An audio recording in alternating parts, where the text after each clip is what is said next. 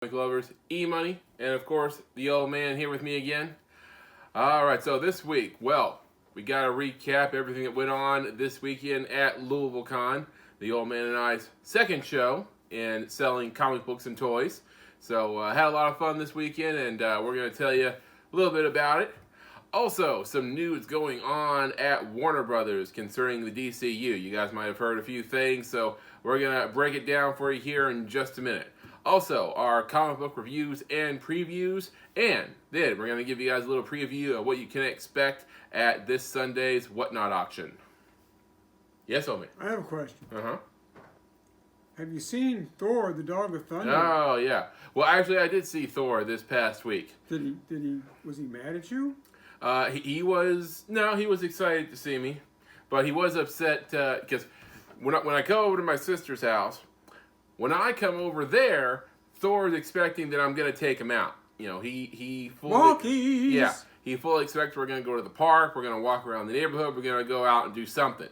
So anytime that I leave without putting the leash on him, he kind of just comes to the door and he kind of looks at me like, "Where are you going?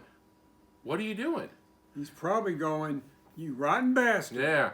Well, I always feel bad about that, but, you know, I got to see him, and we got to play around a little bit in the house, so, you know, that was fun.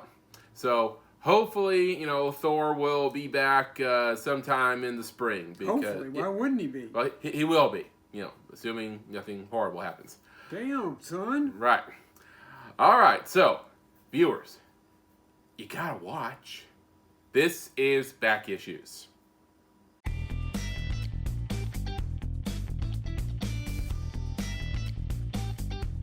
Alright, so before we get started today, don't forget to subscribe to our channel, turn on notifications, give us a thumbs up, and if you like, leave us a comment. We're trying to reach 1,000 subscribers. We get a little bit closer each week, but still not quite there. There's been some weeks we didn't get any closer. Alright, so help us out with that, alright guys? Get your friends and your neighbors and get some people to subscribe to our channel, because this is taking a long time. Right? Okay, so this past Saturday, the old man and I set up shop at LouisvilleCon. We did. Yep, we got up at about 5 in the morning, and we headed down to J-Town, loaded up the van and the SUV, and headed down to J-Town and set up shop there. We had 3 tables. And turned out they were 8-foot tables instead of 6, which was a good thing. Well, here was the thing. We had the van and the SUV. We could not have possibly fit in another bin. And it turned out we had just enough inventory to fill those 3 tables. We were a little light on the 3rd table. We spread things out, but we could have used another bin. Yeah, we could have gone for another bin. So, how did things go? Well, expectations were maybe a little different. Too high. A little too high. There was a lot of emphasis on anime at this convention, which I was not. I don't remember having that at the last time when we were just customers. We didn't really care. Yeah, I guess we didn't notice because it didn't matter to us. Well, I know that I saw a lot of teenage girls dressed up as characters that I had no idea who they were supposed to be. You mentioned Sailor Moon, which I've heard of. Right. But I couldn't have picked a Sailor Moon character from anything else. I mean, if you didn't know, anime is the weak point in, you know, the old man and mine's geekdom. So, you know how many anime pieces we had for sale at that show? No, we had one. What was it? The Akira action figure. Oh, that's right. Yeah, okay. Akira from the movie. From the movie Akira. Okay, so we had that, and we didn't sell it, but yeah, we had it, and not much else. But overall, you know, we sold some good pieces from our toy collection, and we sold more comic books than we did toys. We did real good with comic books. Yep, and things went over pretty well. And the next show for that particular organizer in Louisville is going to be in April. And we'll get back to you if and when we're going to be doing that show. You haven't decided yet. Right. So, with that being said, I think we're ready. Anything else super interesting happened at LouisvilleCon? No. Oh, well, might be premature to tell you guys about this, but we had one guy who was interested in selling us his toy collection. And he was about my age, so that means he could have some older, right, cool stuff. And he said that it included some Masters of the Universe stuff. Which on Whatnot, everybody keeps asking us, do you have any Motus? Yep. So I'm hoping he gets back to us soon because I gave him my card. But if he gets back to us and we make a deal, you guys will be hearing about that very quickly. All right. I hate to be a pessimist, but how many times have people said, I got this cool stuff, I'm going to show it to you? Remember the Star Wars guy? Yep. He had a huge Star Wars collection. Disappeared. Totally ghosted us. Never heard from him again. I mean, I don't know why people do that. Like, they actually come to you. They approach you, and they say, hey, I got stuff I want to sell you. And you're like, okay, I'm interested. You give them your information. Never hear from them again. We've had 2 weeks in a row when we were doing our pop-up shop this last summer. 2 weeks in a row, 2 different people say, hey, I got this stuff I want to sell you, comic books, toys, whatever. Showed me pictures. Like, okay, we're interested. Says, okay, I'll be there first thing, 8 a.m. or 10 a.m., whenever we opened. Nothing. Nope. Never showed up. So I don't understand why people do that. Hopefully this guy is not one of those people, is actually interested in selling us stuff. And you guys will be hearing about it if he is. All right, so that is LouisvilleCon. And next time we do another show, you guys, we'll let you know. All right, so on to some entertainment news. Well, folks, you might have heard about a lot of shakeups going on at Warner Brothers, and which means DC. Mm-hmm. So a lot of cuts have been made lately, even before James Gunn took over, and also afterwards. Batgirl, the Wonder Twins, and Batman: Caped Crusader all having been canceled. Well, I'm not missing the Wonder Twins. I figured you weren't. So now, most recently, Wonder Woman 3 has been removed from the schedule, or at least as one source tells it, Patty Jenkins' version of Wonder Woman 3. So this one might not be solely James Gunn's fault. According to The Wrap, Jenkins walked off the project. The site also reported that the director let Warner Brothers co-CEOs Michael DeLuca and Pamela Abdi know that they were wrong. They didn't understand her, didn't understand the character, didn't understand character arcs, and didn't understand what Jenkins was trying to do. That's a quote from the site. So if Jenkins was being a problem, I can see how that threatened her projects. Well, here's the deal. So many of these people that are in charge of comic book projects don't understand comic books. They don't understand the characters. They don't understand the method of storytelling.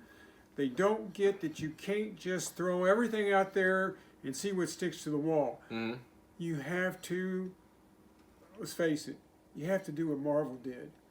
You have to gradually build it up. And let's face it, what's the biggest movie property going right now?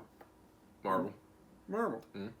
So, you would hope that Gunn's learned a few things from working with Feige all those years, so he can steer things right here. But still, I mean, there's still things happening. And I kind of get Gunn coming in and cleaning house with some projects and trying to set it right, because obviously you don't want to keep things going as they were and have everything still greenlit when you took over. Otherwise, what was the point of you?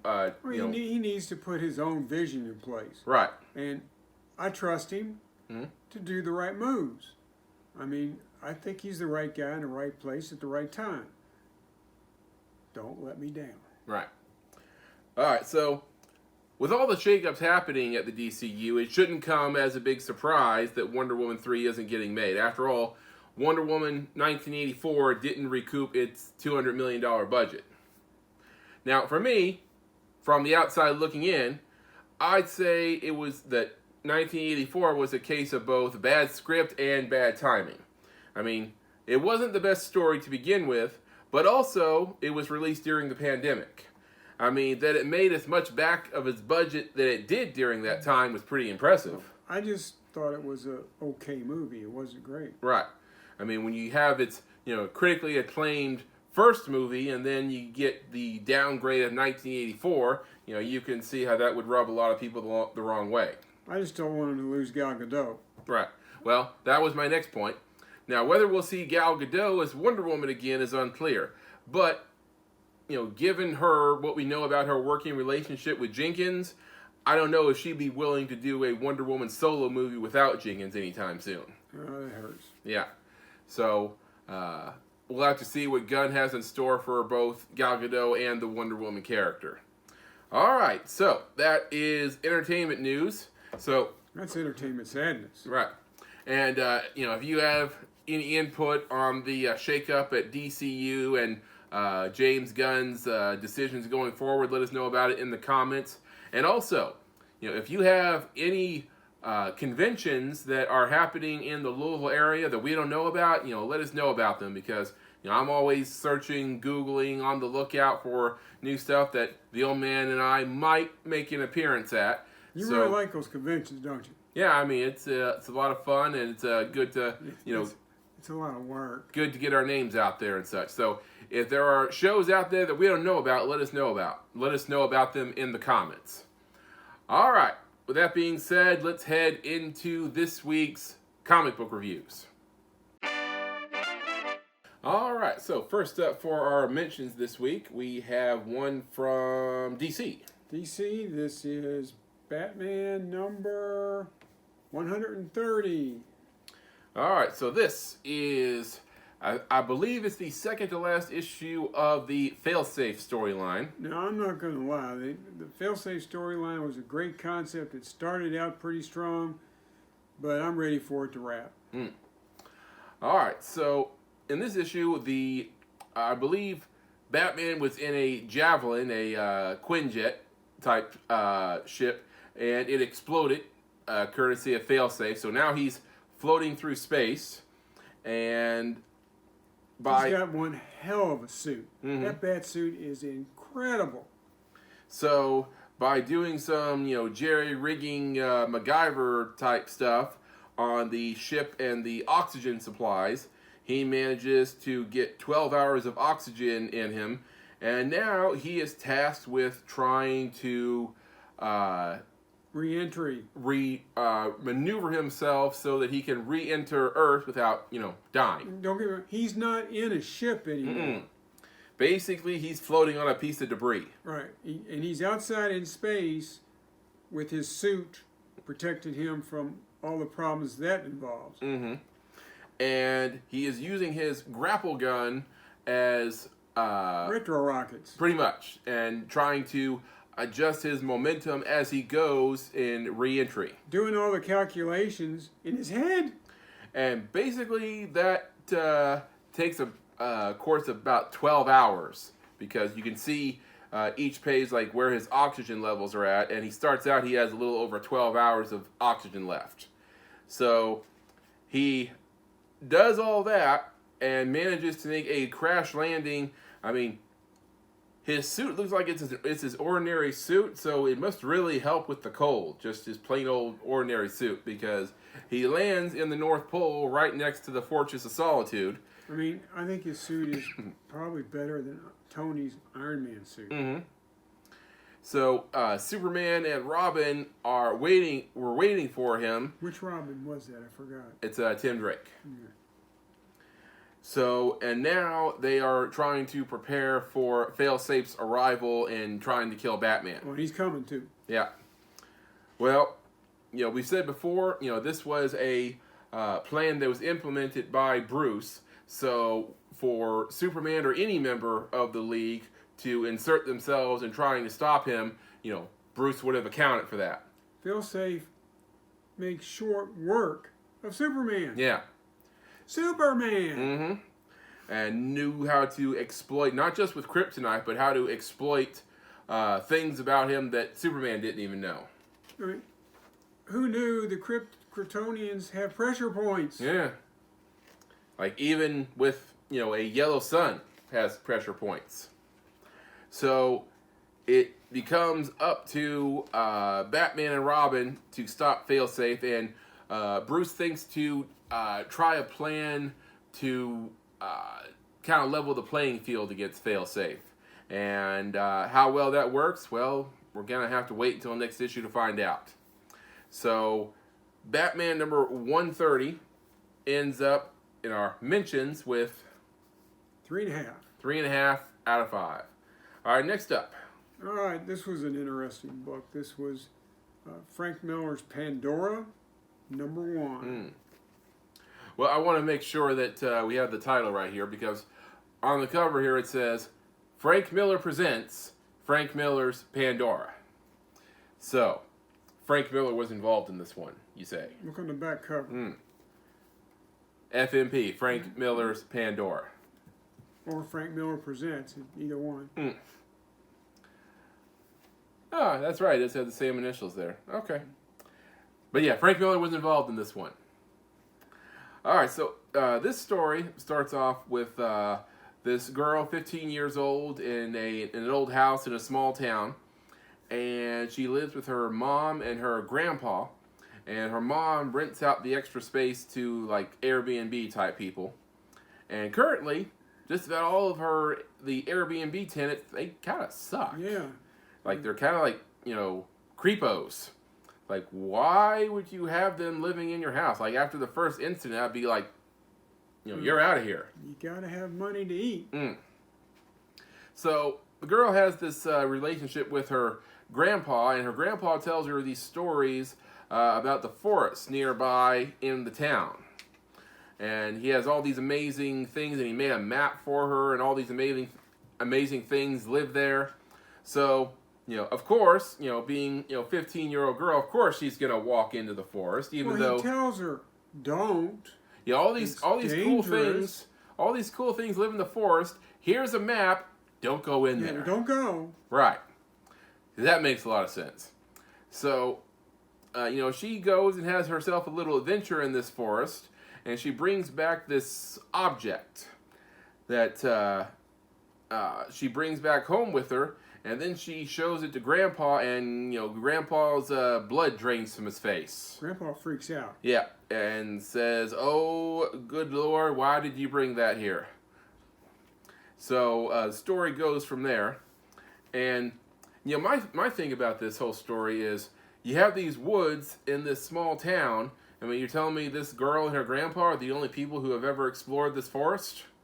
I mean, like any kid in town would probably have gone into that forest at some point. Maybe they didn't all come back. Unless there's some kind of, what do you call it? Like a perception filter type thing? Glamour.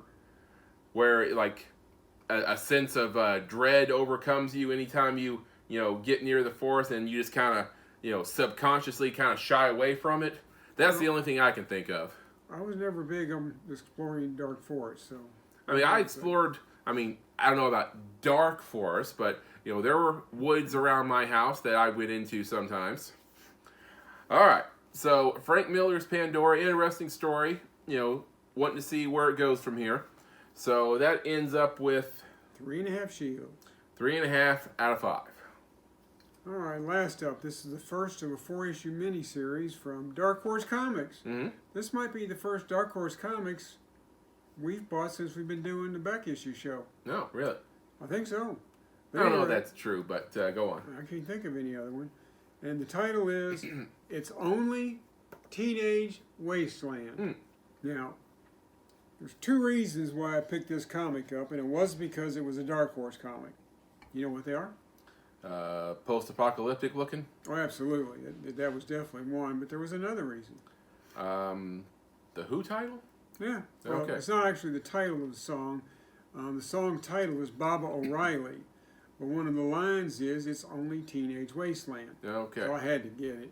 Didn't have a choice. That was one of the titles they considered for That 70s Show? I did not know that. Yeah. That's interesting. It was tossed around, but they eventually decided on That 70s Show. Well, maybe they just didn't want to pay the Who a lot of money. Could be, yeah. I mean, the Who already wrote the theme song. But, all right. So,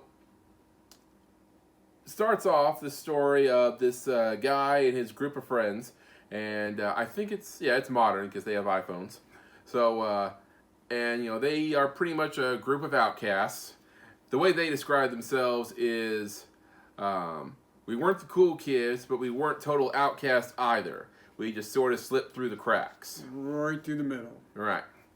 So, and it's a typical teenage angst sort of story here. One guy looks like he might be on the spectrum. Another guy is discovering his sexuality, and different things here and there. Typical teenage stuff. Yeah. So of course, typical story.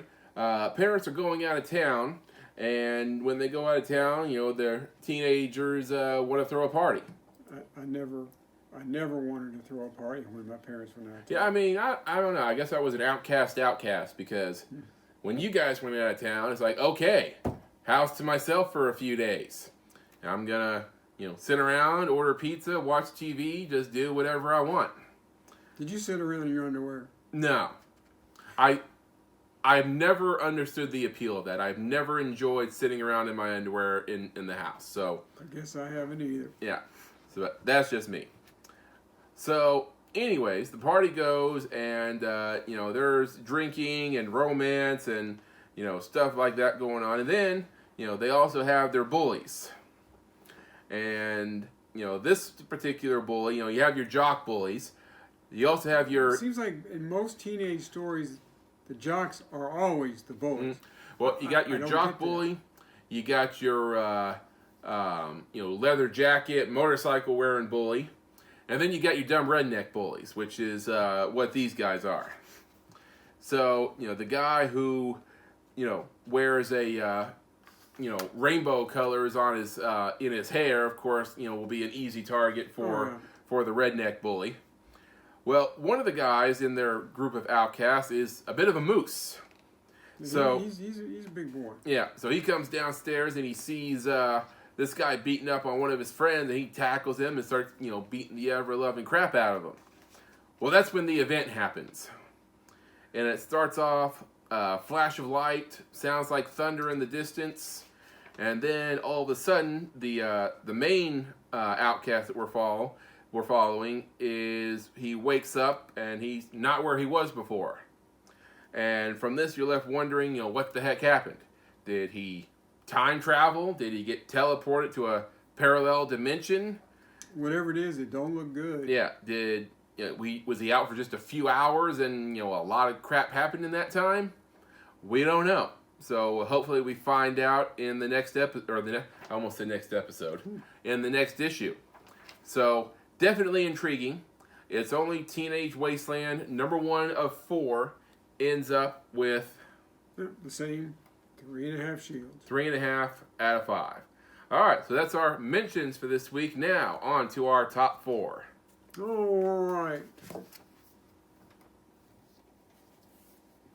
Number 4. Speaking of 4, Fantastic Four. Number 2. All right. So in the first issue, we followed Ben Grimm and Alicia. That is his wife's name. Right. So now, in this one, we're following Reed and Sue Storm, who, ironically, their story also begins, just like Ben and Alicia's did, in a small town. So they're in a small town at their local diner, eating their meal, minding their own business.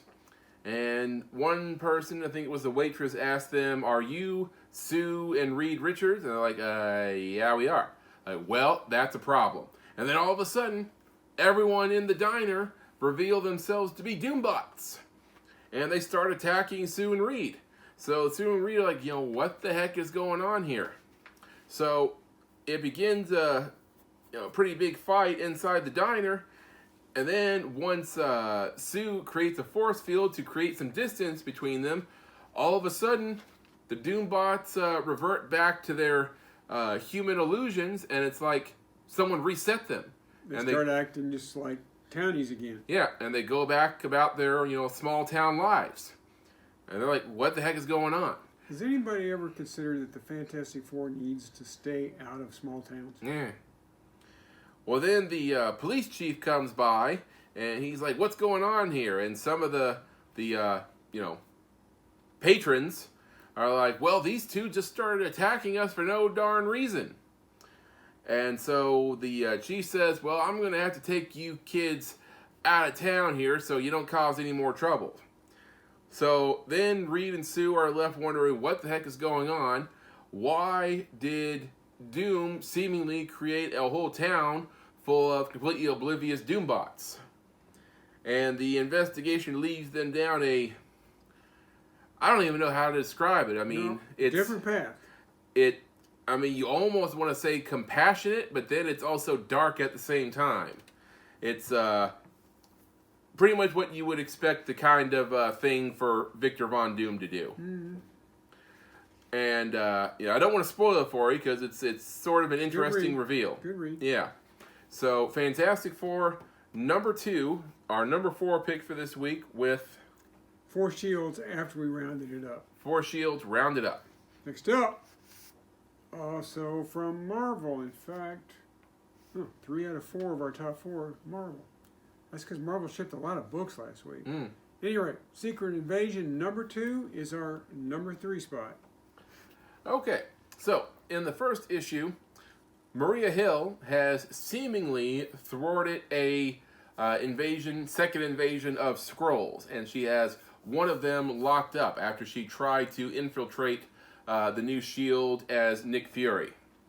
So apparently, the Skrull detectors that Reed Richards developed the last time the Skrulls invaded no longer work because they got into several of their super secure buildings and nothing from the devices. The Skrulls are more technologically advanced than we are. Mm-hmm.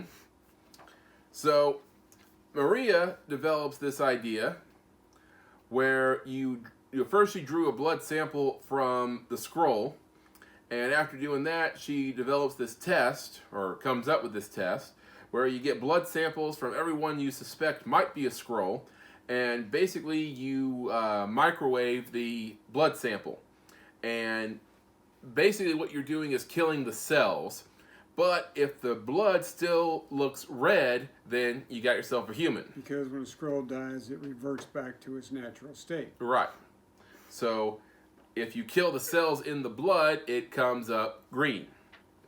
So she does this, and I just want to say this, problem I have with this one is, the whole time they were trying to figure out ways to detect Skrulls in the first invasion, Reed Richards and all the other super smart people, they never came up with microwave the blood. I mean, it seems kind of a big oversight. Okay. So anyways, they do this test on all of the superheroes, including the Avengers, and they find one. Oops. So the Skrull agent tries to escape, doesn't manage to do so. Not for lack of trying. Put up a heck of a fight, but basically it was one Skrull against the entire Avengers. So didn't make it out. But is the test absolutely foolproof? Well, this is Secret Invasion #2, so you can probably answer that one for yourselves. So we'll find out just where they went wrong, maybe next issue.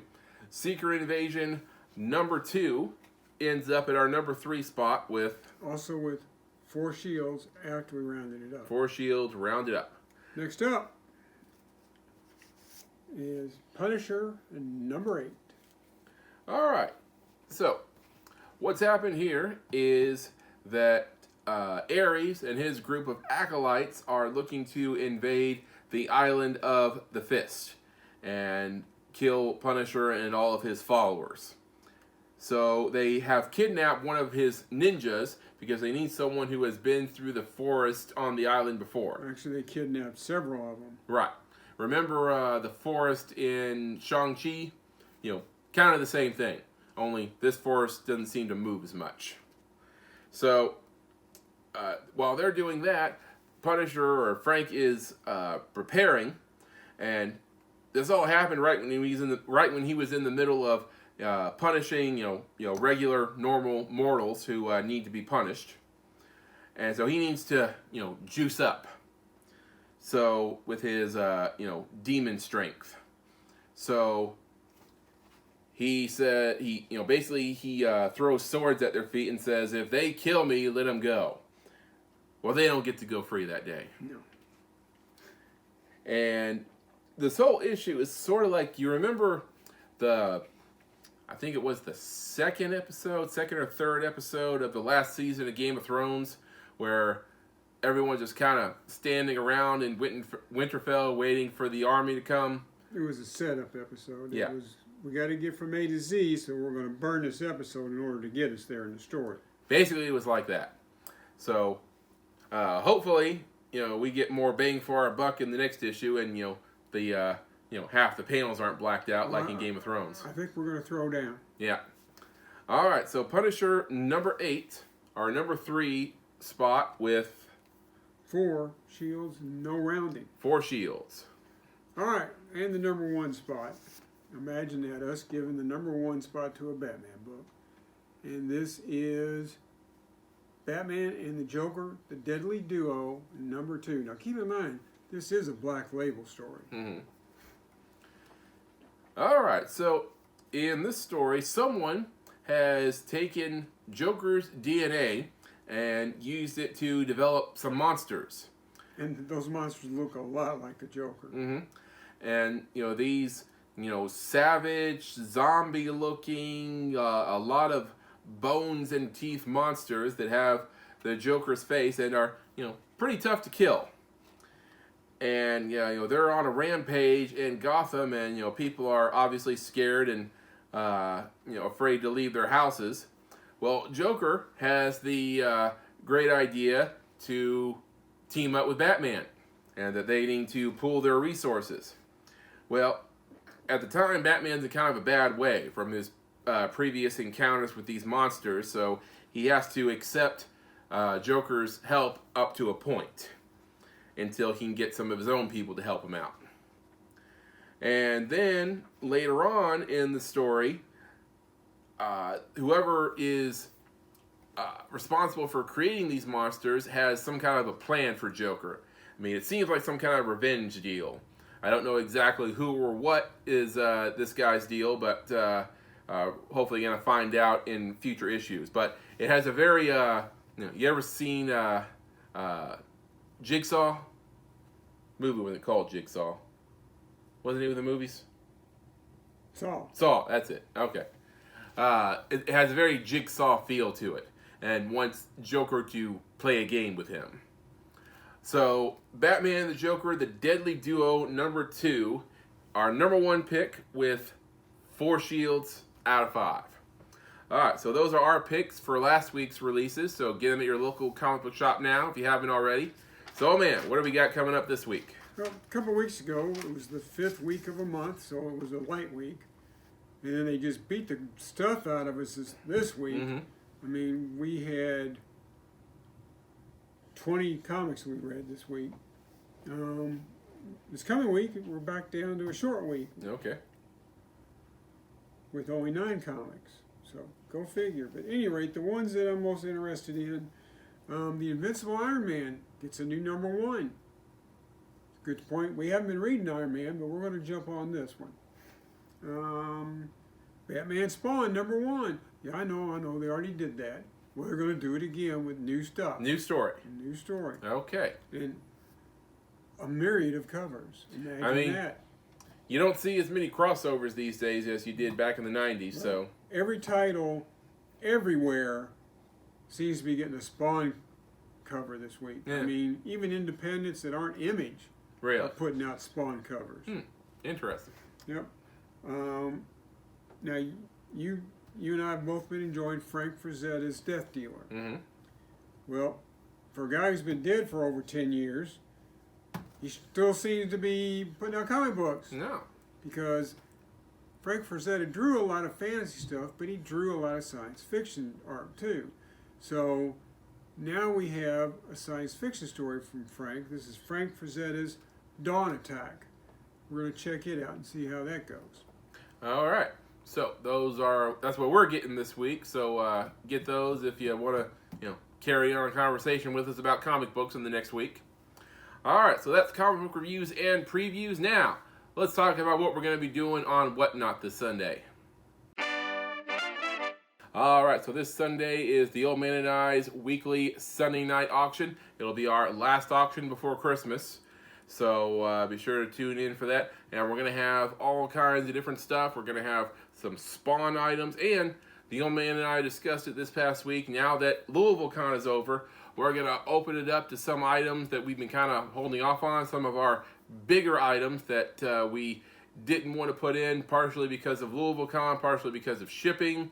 But we're going to open it up. We're going to put some of that stuff out there. So stuff that you've never seen on Whatnot before. So some things that we have here with us, just to give you guys a small preview.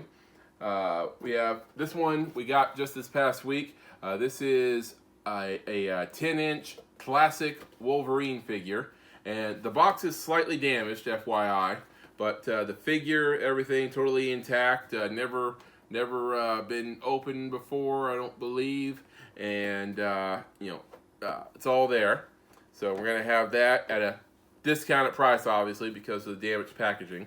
Then we're going to have some Lord of the Rings items, and I am digging into my personal collection of Lord of the Rings, stuff that I had when I was a teenager when the movies first came out, and I took really good care of these figures because I saved all the accessories and stuff, so those are in nice condition. Just one of these that I have here is the biggest one we have. This is the Cave Troll from the Fellowship of the Ring. Now, this one, obviously, it's out of the packaging, but has all the accessories. It's got his spear. It's got the two-piece hammer, because the bottom part comes out so that you can fit it into his hand, and you reattach it once it's on there. So you have that, and chain still there, and all the parts move, and spear thrust and all that. One thing I've noticed about these Cave Troll figures is, the rubber on the face here. Some stupid kid who'll totally rip the mouth off or something like that.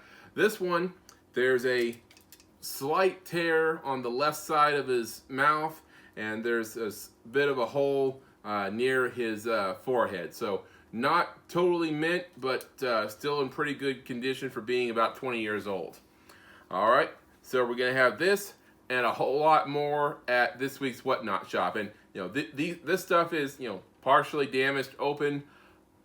Most of our Whatnot stuff is mint in the box. All right, so be sure to tune in for all that, and be sure to give us a follow on Whatnot. Okay, so that's just about going to do it for this week's episode. Be sure to give us a comment, give us a subscription, and be sure to tune in for next week's episode, guys. All right, we'll see you on the next one. Excelsior. True believers, it's not even winter yet, and I've had enough of winter. Yep, I'm done with all that. Let's skip ahead. I might be moving to Florida.